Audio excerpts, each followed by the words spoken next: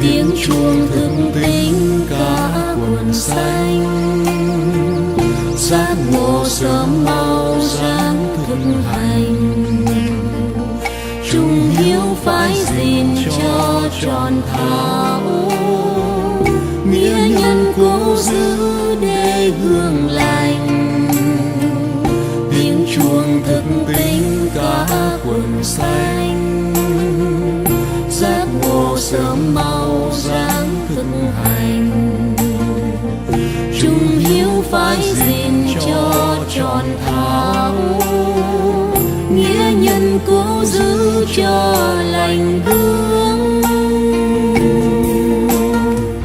ơn sâu muôn một mong đền trả,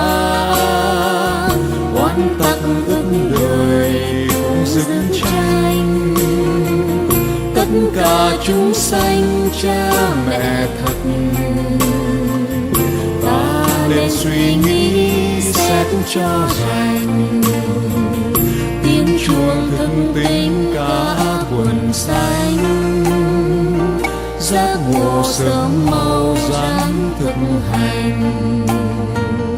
trung hiếu phải gìn cho tròn thảo, nghĩa nhân cố giữ cho lành hướng.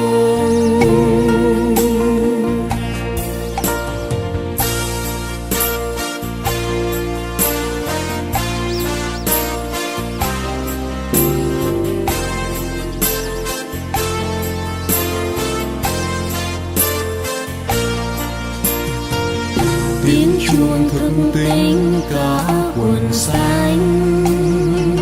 giác ngộ sớm mau dáng thực hành, trung hiếu phải gìn cho tròn thảo, nghĩa nhân cố giữ để hương lành, tiếng chuông thức tỉnh cả quần xanh, giác ngộ sớm mau dáng thực hành, trung hiếu phải gìn cho tròn thảo, nghĩa nhân cố giữ cho lành hướng, ơn sâu muôn một mong đền trả, oán tắc ức đời cùng dưỡng tranh,